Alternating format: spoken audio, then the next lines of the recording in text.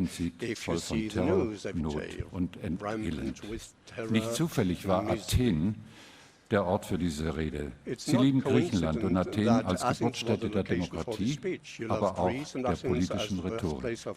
Rhetorik, die keine Kunst der Verblendung und Verführung ist, keine Kunst der Demagogie, sondern eine Kunst der Überzeugung.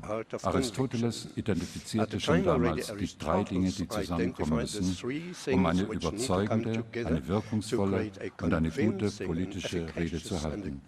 Die Persönlichkeit des Redners, die Emotion des Publikums und die Stärke des Arguments. Treffen diese drei Dinge aufeinander, kommt es zu einer besonderen Form der Solidarität, einer Riesenwelle, die alle mitnimmt und wegträgt. Es sind diese Grundüberzeugungen, die die Verschmelzung von Persönlichkeit, Publikum und Argument befördern. Das Ergebnis könnte man auch Glaubwürdigkeit nennen. Gerade in der heutigen Zeit die entscheidende Ressource für Politiker, die um ihre Botschaft werben und sicher sein wollen, dass sie bei den Menschen ankommt. Glaubwürdigkeit. Mit ihr verbunden ist die Vorstellung, dass Politik, was auch immer sie an Enttäuschung und Täuschung, an Härte und Kälte, an Konflikt und Streit beinhalten mag, etwas Schönes, etwas Wichtiges und auch etwas Würdevolles sein kann. Würde und Bescheidenheit sind leider mit Ihnen am 20. Januar aus dem Weißen Haus ausgezogen.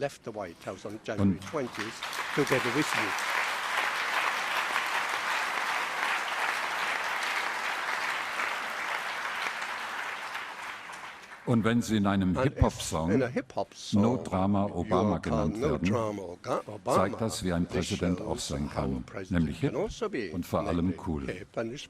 So ist der Deutsche Medienpreis in diesem Jahr Auszeichnung und Dankeschön an einen Weltbürger, der uns 8 Jahre in seinem Traum von einer besseren, friedlicheren Welt mitgenommen hat. Thank you, Mr. President. Thank you, Mr. President.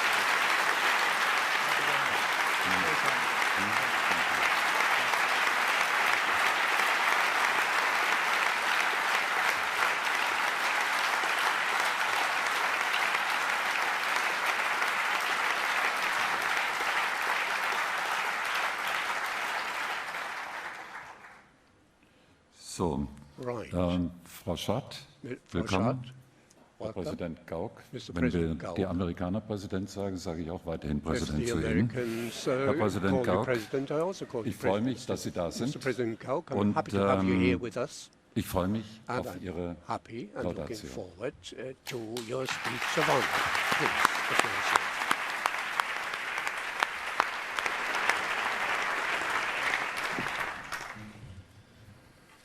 Sehr geehrter lieber Präsident Obama, Herr Ministerpräsident Kretschmann, Herr Bundesminister Schäuble, lieber Herr Kögel, Sie haben bereits eine Vielzahl von Gründen entfaltet, wenn Sie eben Barack Obama als einen ganz besonderen und würdigen Träger des Deutschen Medienpreises beschrieben haben. Ja, es dürfte auf der Welt nur sehr wenige Politiker geben, die Ihr Land und die Welt ähnlich wie Sie, lieber Herr Präsident Obama, in den letzten Jahren so stark geprägt haben. Es dürfte auch nur sehr wenige ausländische Politiker geben, deren Wirken in Deutschland mit so großem Interesse, mit so viel Sympathie verfolgt wurde und wird wie das Ihre. Ich erinnere mich, als Sie vor 9 Jahren das erste Mal nach Deutschland kamen, da haben Sie die Berliner Sie mit einer unglaublichen Begeisterung empfangen, obwohl Sie als Präsident doch erst noch gewählt werden wollten. Sie verwiesen damals auf die Anfänge der deutsch-amerikanischen Partnerschaft und erzählten von der Luftbrücke, mit der die amerikanische Luftwaffe kurz nach dem Zweiten Weltkrieg die Blockade der Sowjets durchbrochen und die Berliner im West-Berlin vor Hunger und Kälte bewahrt hat. Die Geschichte hat bewiesen, so sagten Sie damals vor dem Brandenburger Tor, wo Sie auch heute Morgen waren, zusammen mit der Bundeskanzlerin, die Geschichte hat bewiesen, dass keine Herausforderung zu groß ist für eine Welt, die zusammensteht. Was Ihnen thematisch am Herzen lag, war auch für uns Deutsche und Europäer wichtig. Die Kraft, die aus Hoffnung erwächst. Und die Zukunft, die aus dem Zusammenhalt der Gemeinschaft erwächst. Heute möchte ich Ihnen Dank sagen für diesen Geist und für diese Haltung, die nicht nur Ihren eigenen Landsleuten, sondern auch vielen Deutschen geholfen hat, ein neues Selbstbewusstsein und ein neues Selbstvertrauen aufzubauen. Das wiedervereinte Deutschland befand sich in Ihren Regierungsjahren, Herr Präsident, in einer historisch neuen Situation und musste eine neue Rolle erlernen. Als wirtschaftlich stärkstes und politisch stabiles Land in der Mitte Europas musste es sich nolens volens seiner gewachsenen Verantwortung bewusst werden. Es musste sich mit Erwartungen, aber auch mit Ängsten auseinandersetzen, in der eigenen Bevölkerung wie bei unseren Nachbarn und Verbündeten. Nicht zuletzt musste Deutschland glauben lernen, zu welcher Bedeutung es durch friedliche und demokratische Politik trotz aller Gräuel der Vergangenheit gelangt war. Damals tauchten Sie, lieber Präsident Obama, als ein Politiker auf, der nicht nur ungewöhnlich war, weil er der erste schwarze Präsident der USA wurde, sondern auch, weil Sie Ihrem Land und der Welt die Ressource Hoffnung wie selbstverständlich vor Augen geführt haben. Und das taten Sie nicht aus blindem Optimismus heraus, nicht als idealistische Vision, aber als etwas, das aus Politik mehr macht als ein buchhalterisches Kalkül oder ein soziologisches Projekt. Hoffnung, sagte sie, und ich zitiere, Hoffnung ist der Glaube, dass das Schicksal nicht für uns, sondern von uns geschrieben wird.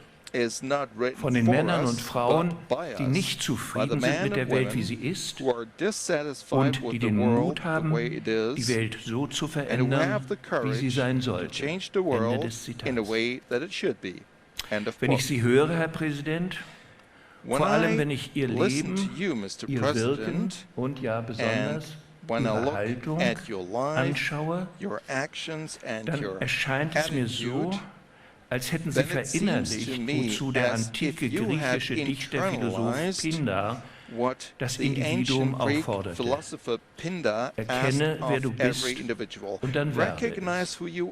Als ich mir vorgenommen habe, hier ein paar Worte zu sagen, dachte ich, eigentlich trifft für ihn zu dieses alte Wort, werde, der du bist.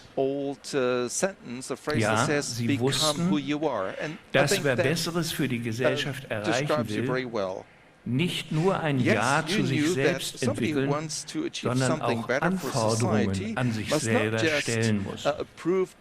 Und ja, Sie haben daran geglaubt, dass Amerika Ihnen, Barack Obama, Möglichkeiten geben würde, weiterzuentwickeln, was in Ihnen steckt, trotz Ihrer Hautfarbe, trotz der Abstammung von einem Vater, der als Kind in Kenia Ziegen hütete. Denn Ihre Eltern hatten Ihnen Amerika als Leuchtturm für Freiheit und Ort von Chancen nahegebracht. Und ja, Sie wollten diese Chancen nutzen. So wurden Sie eine Person, die ein Bewusstsein des eigenen Wertes zu entwickeln vermochte, die Zutrauen zu sich selbst gewann. Für mich und für viele andere Menschen in Deutschland sind es nicht so sehr einzelne politische Entscheidungen, die das Wesentliche Ihrer Präsidentschaft ausmachen. Ich bin dankbar, dass einige davon genannt sind, aber ich stelle sie ganz bewusst nicht in den Mittelpunkt dieser Annäherung. Ich und viele andere sehen in ihnen, dass Gelingen möglich ist, dass wir auch geschaffen sind, um Gelingen in diese Welt zu bringen. Das heißt ja nun nicht, dass Ihnen Niederlagen fremd wären. Sie sind auch kein Ingenieur der Vollkommenheit. Aber Sie sind der uns lehrt, dass wir viel können, wenn wir uns selbst vertrauen und einander etwas zutrauen. Sie sind der uns lehrt, dass die Verbesserung unserer Welt gelingen kann, wenn wir sie als Ansporn und Verpflichtung empfinden und als eine reale, in unsere Hände gelegte Lebensmöglichkeit. Für Sie, lieber Präsident Obama, ist Freiheit nicht Libertinage, nicht forcierte Egozentrik, sondern Liberté. In dieser Freiheit lebt die Verantwortung der Einzelnen für das Ganze und ist so ein Element der Stärke. Ich sage es den Leuten oft so, der Name der Freiheit für Erwachsene ist Verantwortung. Und davon erzählt ihr Leben. Wo Verantwortung aber für das Gemeinwohl fehlt, wird es nach Ihrer Meinung ein Defizit an Gerechtigkeit wie an Gleichheit geben. Sie haben mehrfach darauf verwiesen, dass sich die Stärke eines Landes letztlich nicht an seiner militärischen Potenz und auch nicht an seiner wissenschaftlichen Exzellenz misst, auch nicht an seiner ökonomischen Effizienz, vielmehr an den Überzeugungen und Werten, die seine Bewohner miteinander verbinden. Nun ist es ja so, kein Präsident kann darauf verzichten, die genannten Potenziale zu stärken, aber es wäre eben übermütig und fahrlässig, die Werte zu vernachlässigen, die all die verschiedenen miteinander verbindet. Nein, Sie sind kein weltfremder Idealist. Aber ja, Sie lassen sich von Idealen leiten. Sie haben den Rassismus in Ihrem Land nicht schön geredet, sondern seine fortwährende Brisanz betont. Sie wissen zwar, dass Amerika Fortschritte gemacht hat im Kampf gegen Diskriminierung und gegen die langen Schatten der Sklaverei. Aber Sie wissen auch, dass Enttäuschung, auch Wut und Gewalt weiter im Alltag lauern, auf unterschiedlichen Seiten der Gesellschaft. Und manchmal ist es so, dass das Erklären und die politische Vernunft an ihre Grenzen kommen, wie etwa nach dem Massaker an 9 Afroamerikanern in Charleston. Und da vermochten sie es auf ihre eigene Weise, die Einheit der Trauernden herzustellen, als sie im Gottesdienst Amazing Grace anstimmten. Es war das, was genau die Menschen in dieser Situation brauchten. Und es blieb die Erfahrung, auch in einer Tragödie kann das Einigende wachsen. In diesem Zusammenhang wurde erneut sichtbar, dass Sie einer der Menschen sind, die uns lehren, der Diskriminierung vorzubeugen, dem anderen mit Respekt und Empathie zu begegnen und offen über Kränkungen und Verletzungen zu reden, damit Wut und Zorn nicht zu Gewalt werden. Sie sind der uns auch in Deutschland lehrt, dass Politik immer wieder den Stein des Sisyphus zu bewegen hat. Als Bereitschaft immer und immer wieder, Zitat, die Lücke zwischen den Versprechen unserer Ideale und der Realität der Zeit zu schließen. Sie haben einmal den Roman Solomon's Lied von Toni Morrison als Ihren Lieblingsroman bezeichnet. Die Geschichte eines Afroamerikaners, der auf der Suche nach einem angeblichen Familiengold auf seine Familiengeschichte stößt. Eine Geschichte auch über den Wunsch, fliegen zu können. Einem Menschen, der von einem Hochhaus springt, wird dieser Wunsch unweigerlich in den Tod reißen. Bei einem Menschen aber, der sich dem Wunsch in der Fantasie hingibt, wird eine ungeahnte Leichtigkeit in die Seele einziehen. Ja, fliegen kann der Mensch nur in Gedanken, aber Toni Morrison wusste es, so jedenfalls die Schlusszeile ihres Romans, If you surrender to air, you could ride it. Nein, Präsident Obama, Sie sind kein Idealist, aber Sie sind empfänglich für das Wort, das Sie in Gefilde führen kann, die der Seele Kraft verleihen. Auch deswegen sind Sie ein Präsident gewesen, der das Wort in einer Weise zu führen vermochte, die anderen Kraft zu geben imstande war, wenn Sie eine gemeinsame Zukunft entwarfen. In Ihren Worten von 2009 hört sich das so an. With eyes fixed on the horizon and God's grace upon us, we carried forth the great gift of freedom and delivered it safely to future generations.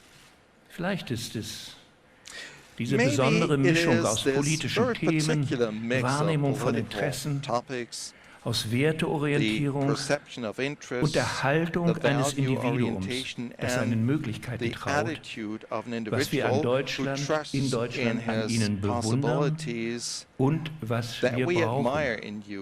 Es muss ja einen Grund dafür geben, dass sich hier in Deutschland so viele Menschen von Ihnen inspirieren lassen. So blicken wir mit Dank und großem Respekt auf Ihr politisches Werk, auf Ihren Weg, auf ein Werk, das über die Jahre Ihrer Amtszeit bleibend hinausragt. Ich gratuliere Ihnen von ganzem Herzen zum Deutschen Medienpreis.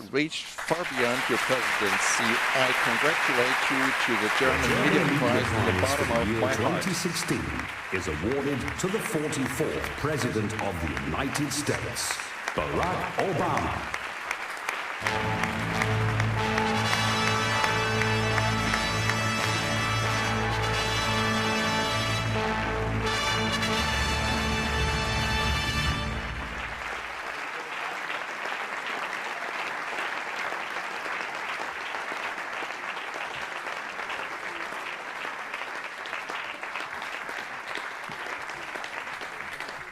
Well, Mr. President, thank you so much for those extraordinarily kind words.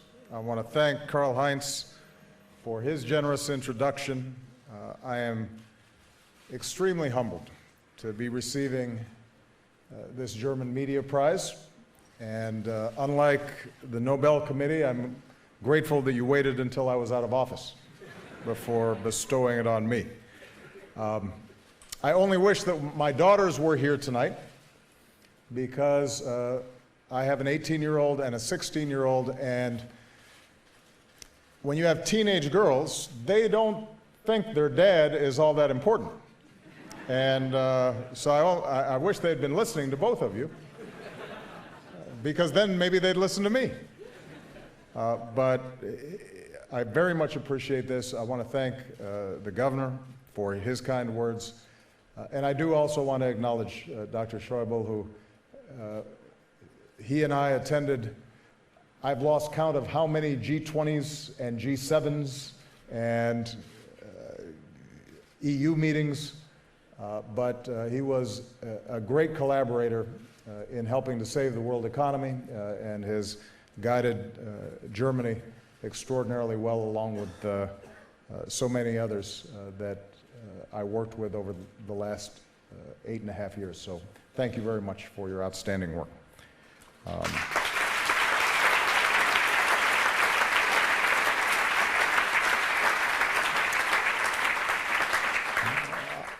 I also want to say at the beginning of my remarks that, like so many others, I was horrified by the heinous attacks in Manchester, England the other night. And I want to once again offer my condolences to the people of the United Kingdom, because we've seen attacks like this in Berlin and in Paris and in Brussels and in many places in the United States. We have to constantly remind ourselves that these aren't attacks on government buildings or military targets. They're attacks on places where ordinary citizens gather. In this circumstance, many children gathered. It was an attack on a free and open society. And it was an attack on the spirit of democracy itself. I believe that those who are responsible will ultimately be brought to justice. And I know this not only because the confidence that I have in our military and our intelligence services and our law enforcement, but most importantly because I know the character of our peoples. And you could see it in the way that the people of Manchester responded, not simply with fear, but with resolve and with kindness and solidarity and a willingness to help people who are in need. That's why I believe we will prevail, because our way of life is stronger. Now, it is extraordinary to be back in Germany. As was mentioned, I visited Berlin as a candidate for president. I have to say, by the way, that I was reminiscing with one of my senior aides, Ben Rhodes, who's here tonight, and I had to remind him that I did not give full approval for setting up the speech outside because I had no idea how many people would show up. And I was a little bit worried that if we only had 50 people there, it would look really bad. It turned out pretty well. In addition, I made 6 visits to Germany as president. And I spent some time this afternoon with somebody whose leadership spanned all of those visits, who I believe has been an extraordinary leader for a free and united Germany, and somebody who was a steadfast partner to me over the 8 years that I was president of the United States, and along the way became a good friend, and that is your Chancellor, Angela Merkel. I very much miss working with her, as I do with Dr. Schäuble, although I must confess that I do not miss the 5 or 6 summits that we had to attend each year. And I also appreciate the fact that I'm getting more sleep these days than you are. I'm going to have an opportunity to take a few questions, but let me first just offer a few observations in light of the extraordinarily kind words that were said before I came. It's been clear for a while that the world is at an inflection point. You have the accelerated pace of globalization and the unrelenting pace of technological change. And these shifts have shaken the foundation of communities, individual families, and our collective politics, both in developed countries and in developing countries. The challenges of our times, whether it's economic inequality, or climate change, or terrorist attacks, or mass migration, these are real challenges, and the pace of change and the shrinking of the globe means that the challenges will accelerate. And what's more, in an age of instant information, where television and Twitter can feed us a steady stream of bad news, and oftentimes feeds on conflict and controversy. I know it can sometimes seem like the international order that was created after World War II is being continually tested, and that maybe the center cannot hold. It leaves people searching for some sense of certainty, some sense of control, some hard ground to stand on. And in some cases, it leads to new calls for isolationism or nationalism, to roll back the rights of others, to retreat into the comfortable point of view that what's good for me is good enough, and everybody else is on their own. And these responses are understandable and sometimes tempting reactions to changing times. During periods like this, as people search for some sense of certainty and stability and control in their lives, it is inevitable that our social arrangements and our politics become disrupted. In fact, the world went through a similar moment in the shift from the agricultural era to the industrial age. And then, too, there was a temptation to respond to great uncertainty by falling back into the comfort of tribes and xenophobia and a politics of us versus them.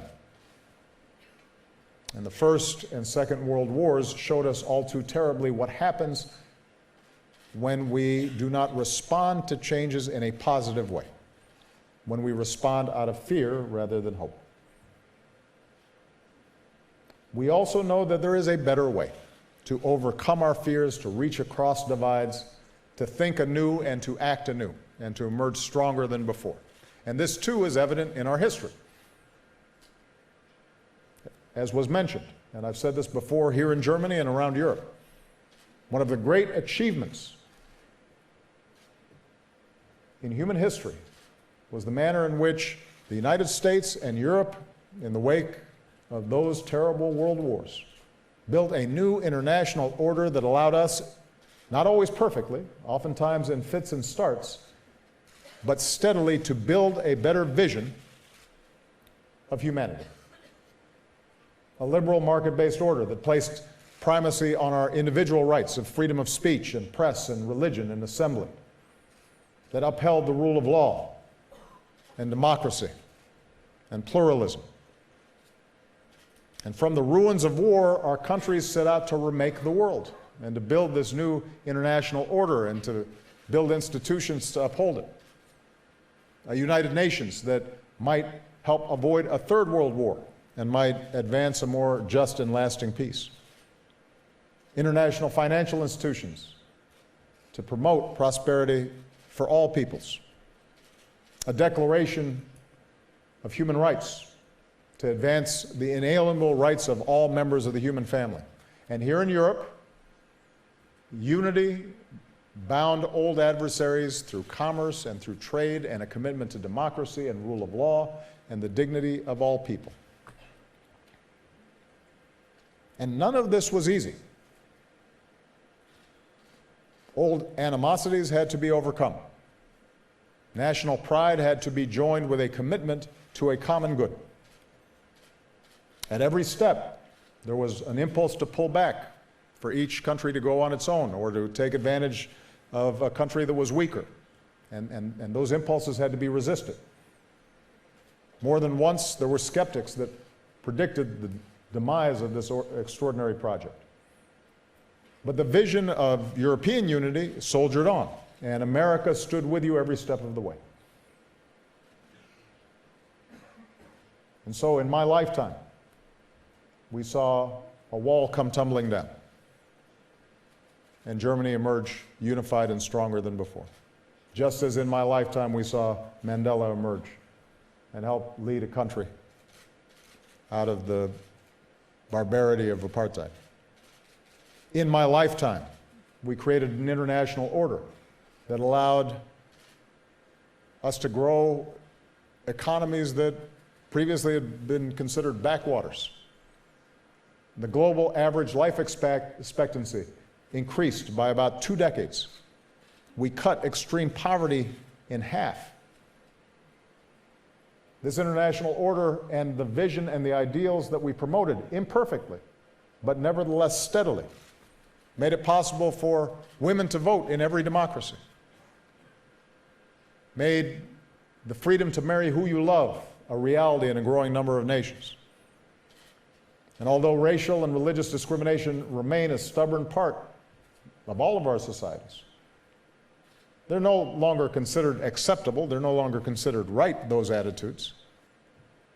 And the next generation embraces diversity and respect and tolerance like never before.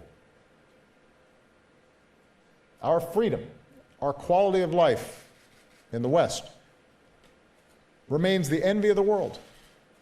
So much so that families will walk across deserts and cross seas on makeshift rafts, risk everything just for the chance that their children might know the blessings that we enjoy and often take for granted.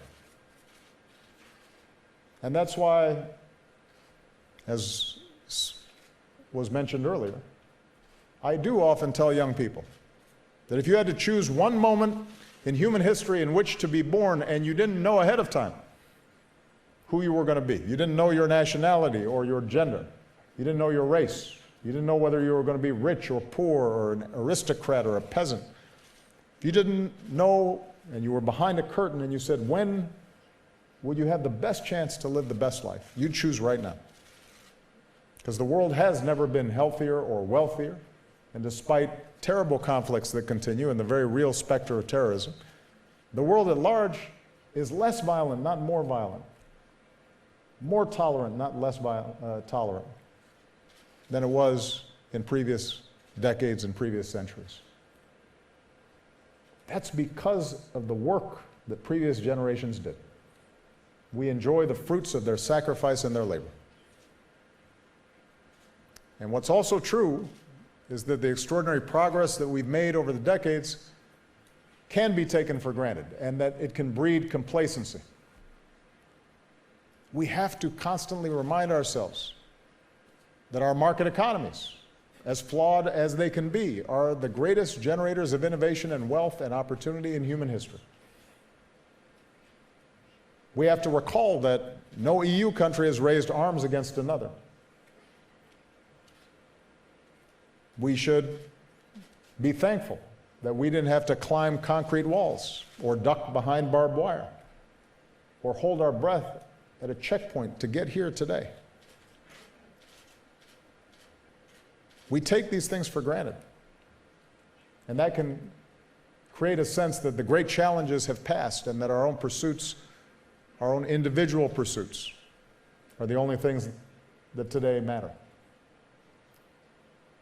But we cannot afford complacency.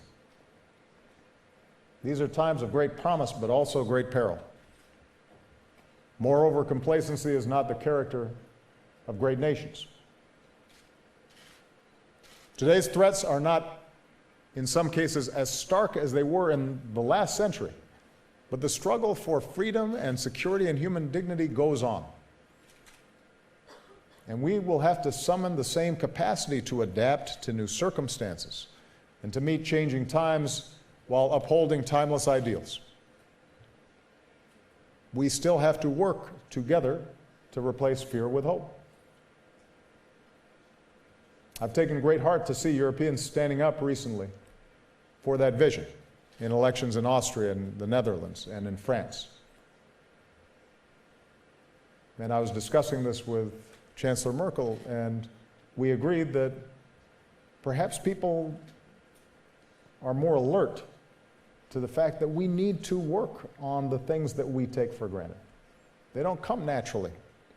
It's like tending a garden. You have to get in there and get your hands dirty in order to make things grow. That's the spirit that we need at this defining moment. And I take an interest as a U.S. citizen in what happens on this continent because it has consequences for people around the globe. If a unified, peaceful, pluralistic, free market Europe begins to doubt itself, if it begins to question the very real gains that have been made over the last several decades, then we cannot expect the progress that is just now taking hold in many places around the world to continue.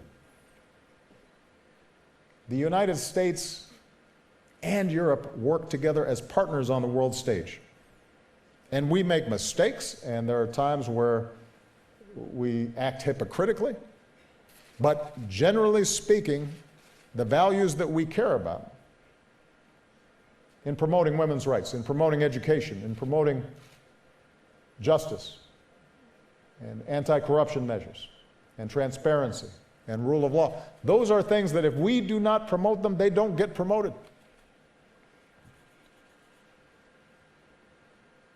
So we're going to have to work together. And we need a strong Europe to do that.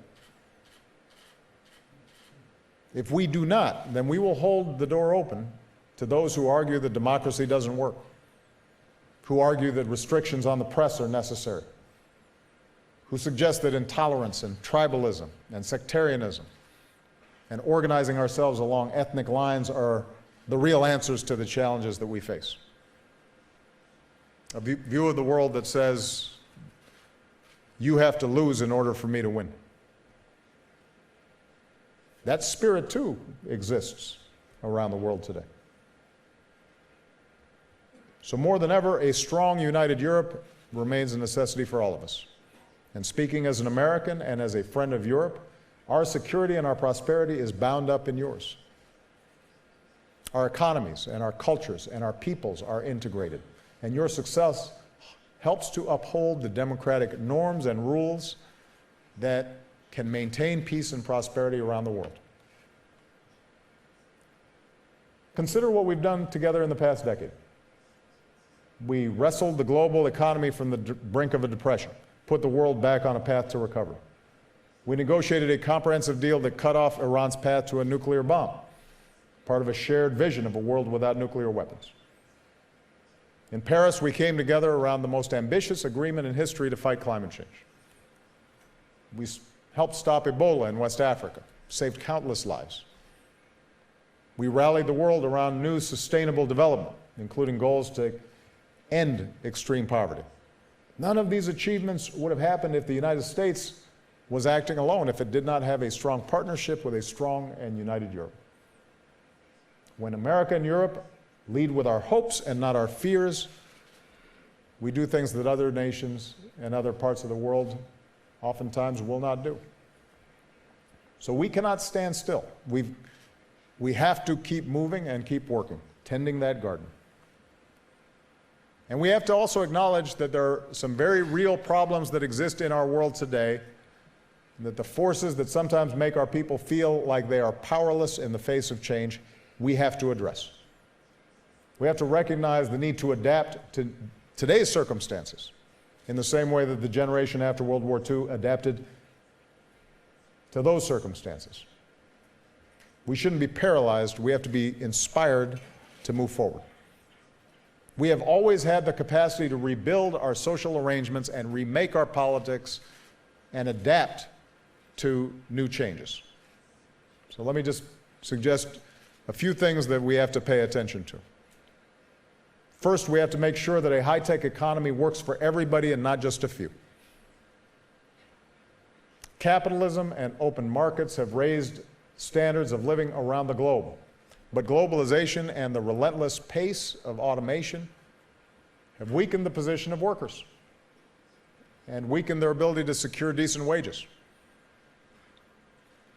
All those efficiencies that have been gained have come at a price. And we know that economies don't work as well or grow as fast when just a few prosper at the expense of a broad middle class.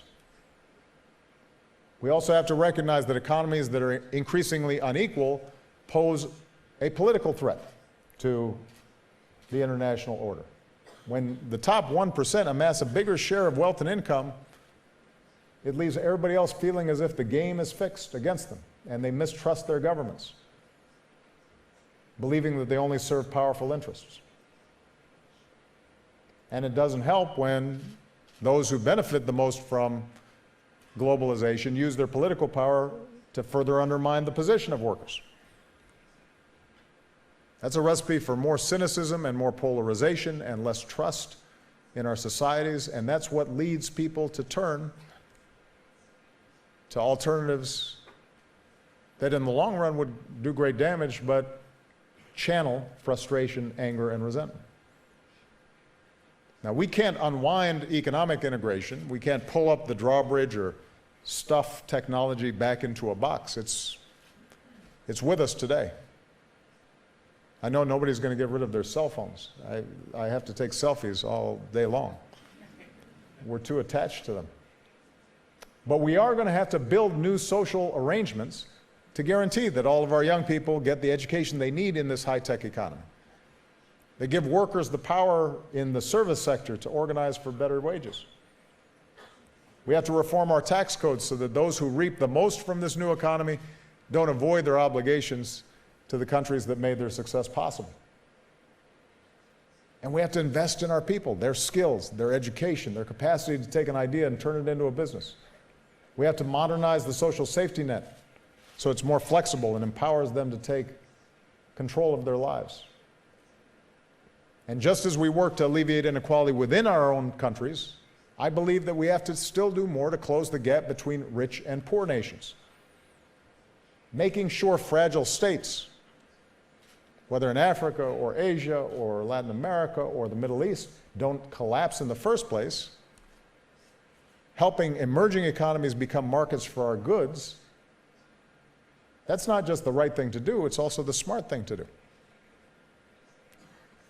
Second, when it comes to the threat of climate change, something the governor, I know, takes great interest in, and we all should, we've shown that environmental sustainability and economic progress are not contradictory. They are complementary. In the United States, under my administration, we doubled production of renewable, clean energy, and we saw record job creation at the same time. And working with other nations, we can now begin to lower carbon emissions enough to buy the next generation the time it needs to develop the next job-creating clean energy breakthroughs. If we don't, we will see more conflict, more refugees, more displacement, more danger. And we will not be able to isolate ourselves from the consequences. Third, we recognize that on the world stage, our biggest threat is not the great power contests of the past, but failed states and rogue states, terrorism, disaffection, too many young men without jobs, too many women who are suppressed, creating social tensions.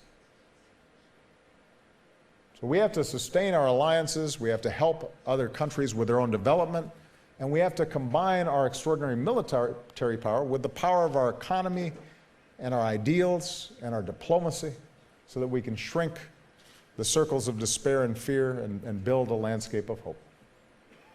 And that's time-consuming, and it's not always easy.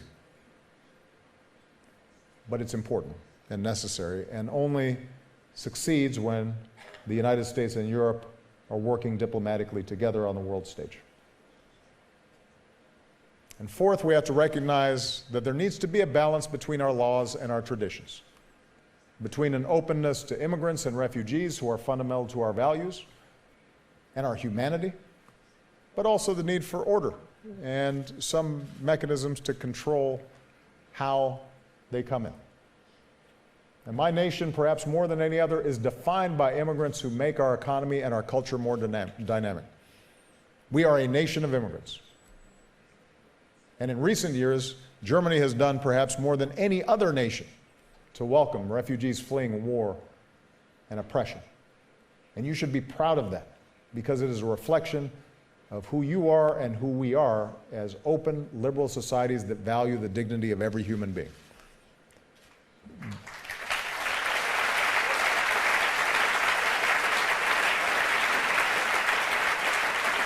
But in maintaining an open heart, we also have to have a hard head in how we do it, and making sure that people feel that this is occurring in a way that maintains social cohesion and rule of law. And it can be done. And I believe that the Chancellor has worked diligently to make that happen. So for the sake of our economies and our values, we have to establish orderly processes to continue to be open to immigration and refugee flows, but do so in a way that the country feels is respectful of traditions. And finally, we have to recognize how technology has changed the way in which people receive information. I noticed that this is a media prize, so let me just say a few words to the media. I hope you don't mind. We are more technologically connected than we've ever been. That also makes it easier, ironically, to retreat into our own bubbles. We can find people on the internet who agree with us, no matter how crazy our ideas are. And we can make certain that our assumptions are never challenged. We can be very comfortable in our biases. It makes us so secure in our beliefs that we oftentimes accept only information not based on whether it is true or not, but based on whether it fits our opinions. We don't base our opinions on readily available facts or evidence or reason, but rather, does it confirm how we already think? And democracies do not work if we are not operating at some level based on reason and facts and logic and not just passion. It doesn't work.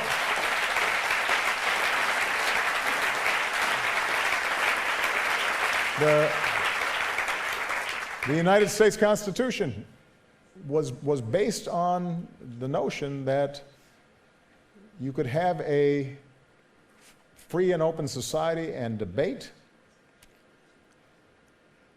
and create a marketplace of ideas because the founders had faith in people being able to evaluate those ideas. And a well-informed citizenry is critical for this extraordinary experiment to work. So we're going to have to find new ways to push back on propaganda, to cultivate independent journalism, to listen to those with whom we disagree, to teach our children to evaluate and analyze information effectively, to bridge our differences, to find common ground. And that's especially true of those of us who've had the privilege to serve our peoples. And when trust in our institutions is low, we should reduce the corrosive influence of money in our politics. We should insist on the principles of transparency and ethics in public service. And there is no doubt in America there's too much money in politics and there's too much entrenched partisanship. And the most important cure for that is more participation by citizens. The only way to solve some of the problems with our governments and the degree that they are not as responsive and nimble as they need to be in responding to these great challenges is to get more people involved. In Europe, I have to say that a well-intentioned Brussels can sometimes seem a little too isolated from the normal push and pull of national politics, and too often in capitals, decision makers forget that democracy needs to be driven by civic engagement from the bottom up and not just governance by experts from the top down. And so as leaders of democratic governments make the case for democracy abroad, we have to strive harder to set a good example here at home. If our citizens' expectations are not met, and if they believe they have no control, no voice in the decisions that are made by distant bureaucracies or governments, they will turn from democracy to populism, nationalism, but also potentially authoritarian movements. It has happened before. Democracy is hard, and progress does not move in a straight line, and the gains that we make are often fragile. But I continue to believe what Dr. King said, that the arc of the moral universe is long, but it bends towards justice. And I believe that the future does not favor the strong man. I believe deeply that the international order, based not just on military power or national affiliations, but on principles like rule of law and human rights and individual freedoms and compassion and empathy and responsibility and thinking about future generations, that's our only choice. That's what's brought us this far. That's what's promoted economic opportunity and prevented another world war. That's what's lifted millions out of poverty around the globe. So those of us who believe in democracy and believe in that vision need to speak out forcefully, because both the facts and history, I believe, are on our side. Our democracies are not without flaws. But the cure for what ails our democracies is greater involvement by our citizens, not less. And that's what I'll focus my work on for as long as I have, is to encourage active citizenship. The Obama Foundation will be based in Chicago, but we intend to have projects and programs and digital networks all over the world. And many of these will be in partnership with local organizations that are already doing great work in their communities. And our international programming will focus on creating space for a wide range of diverse participants to come together to solve local problems, but also to speak to the world's challenges. And most importantly, to train the next generation of citizens and leaders. Because I believe the future is on our side. Whenever I meet young people in Germany, or Africa, or China, or the United States, the idealism and hard work and willingness to take risks and soulfulness and goodness that I see in young people inspire me every single day. On my first visit to Germany as the next president, I've been reminded, even today, of some extraordinary young people that I met up in Berlin. And a number of people have mentioned that I don't look as young as I did the first time I came. But I still believe what I said then. If you want to see how to build a peaceful, prosperous, dynamic democracy, look at Germany. Many of you have been responsible for that success. Thank you for leading the way. Thank you for this extraordinary honor. And as you keep fighting for those values that we all hold dear, I look forward to continuing to be your partner. Vielen Dank. Thank you.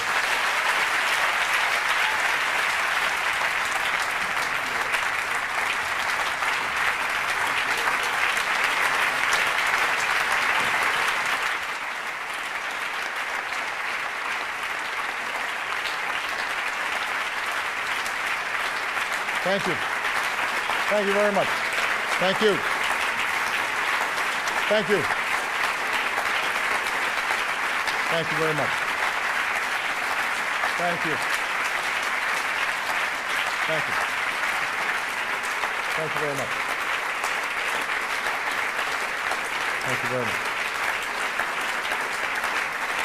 Thank you. Thank you.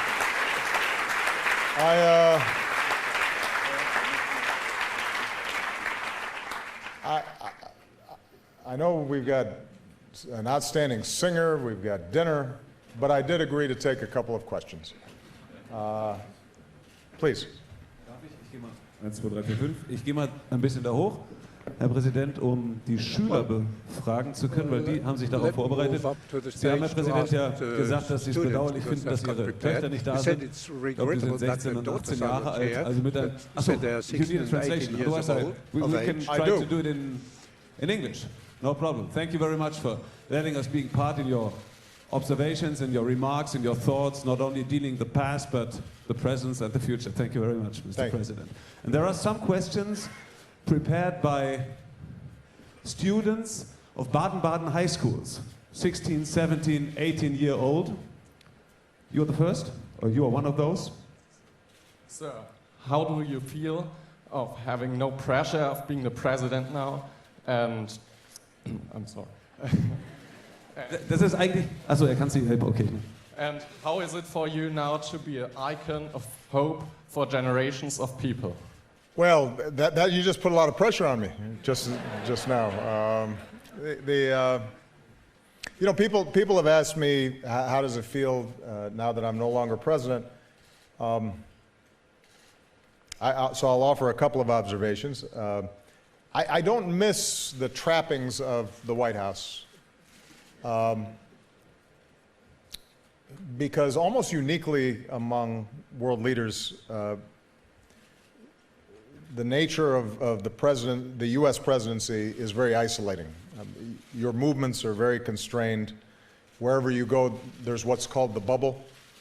It's very hard just to go take a walk or visit a friend's house. If I wanted to go to a friend's house, the Secret Service used to have to come and they'd tear up the house and move their furniture. There'd be men with guns on the roof, and so at a certain point I'd say, why don't you just come to my house? It's easier. So I don't miss that. We're renting a house near where we used to live, which is right down the street from the high school where my younger daughter, is still in school. And I'm enjoying looking for the coffee maker and trying to figure out how it works. And I have to negotiate with Michelle and my daughter for closet space because they've taken it all. And so my clothes are in a very small corner. But I enjoy the normal aspects of life that sometimes we also take for granted. What I miss is working with a team of people who are so committed and focused on issues that are of great importance. The great blessing for me of being president was being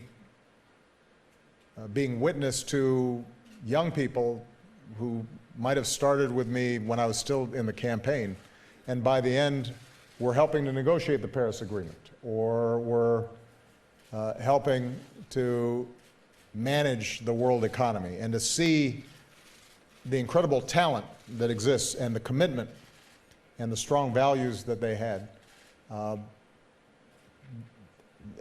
It made me feel gratified, because as I think was mentioned, it's true.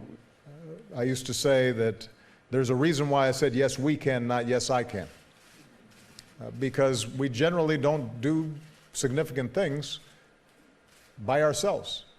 I mean, maybe there are a few people, the Mozarts or the Picassos, who are such geniuses they can just go off and create amazing things. But most of us, the things that we do that are worthwhile, we do as part of a larger team. And that was something that was extraordinary. And I do miss that. I also enjoyed getting more sleep, as I mentioned before. And although it's too late to start dyeing my hair, I've been told that I look better than I did right in the middle of the presidency. Vielen herzlichen Dank. Das war die Frage von Thank you very much. Benedikt Frank vom Ludwig-Gymnasium. Und one further question. Diese Frage kommt von der jungen Dame Jelena Rajcevic von der Klosterschule vom Heiligen Grab hier in Baden-Baden. Eine Frage auf Augenhöhe, die haben ja täglich mit Menschen zu tun, die sich für so wichtig halten wie den Präsidenten der Vereinigten Staaten, nämlich mit ihren Lehrern. Also wird es sehr gut gehen. Bitte sehr, Jelena. I would like to ask you, do you have any advice for the young people to find new ways to contribute to and lead the change? Good. Yes, I do. I have all kinds of advice. How much time do you have?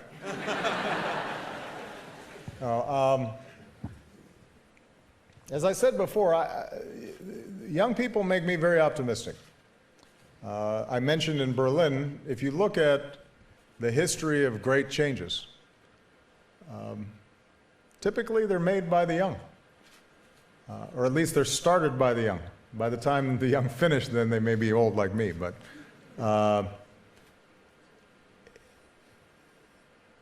you know, I think that it's the young who ask, as in the words of Robert Kennedy, not why, but why not, who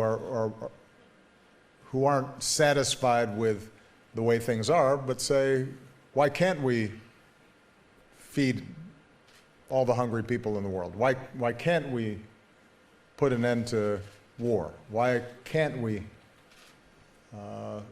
make sure that all people are treated with dignity and respect? And that impulse is necessary. It needs to be leavened with experience and hard work and disappointment,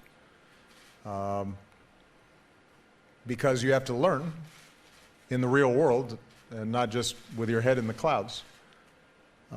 But that's the place where it starts. Your understanding that you can make extraordinary changes that will have a lasting impact. I mentioned that in the United States, for example, the civil rights movement, which I ended up benefiting from, that fought for voting rights and equal rights, was led by children. Martin Luther King Jr., when he started the Montgomery bus boycott, he was in his 20s. And that's not unusual. So the first thing is to believe that you can in fact have an impact in the world. The second thing I say to young people is worry less about what you want to be and more about what you want to do. And what I mean by that is, I think one of the problems in politics, certainly in Washington, but maybe also here in Europe and everywhere around the world, people say to themselves, I want to be a senator, or I want to be a chancellor, or I want to be a president, I want to be a governor. I want to be that thing. I want to hold that office. And sometimes, because of ambition, they're successful in achieving their goal, but when they get there, they don't know what to do with it. They don't have a compass, a moral vision and a direction as to what it is that they want to do with the power that they've obtained. And for me, I think the people that I admire and respect most, and this is not actually just in government, but it's also in business and in the arts, the people who succeed is because they're focused on what they want to do. I want to make sure that children get a good education. I want to make sure that we solve climate change before it's too late. I want to make sure that refugee children have opportunities. I want to make sure that we rid the world of nuclear weapons, whatever it is, because if you start there with that passion of trying to get something done, even if you don't achieve your office that you're looking for, you still will have done extraordinary work along the way, and you will feel good about yourself, and you'll have a sense of purpose in your life, and you're usually going to do a better job because you're focused on something that you care deeply about. And then the third thing I would just say, which I already mentioned, is be persistent. Because doing anything of worth takes time, and it's hard. And if you are faint of heart, then you won't have an impact. But if you're bold and strong and learn from the mistakes that you make, then you will. Now, I have a much longer list, but we're running out of time. But I'm very hopeful about outstanding students like yourselves, and I look forward to seeing all the great things that you will do in the future. So, thank you very much.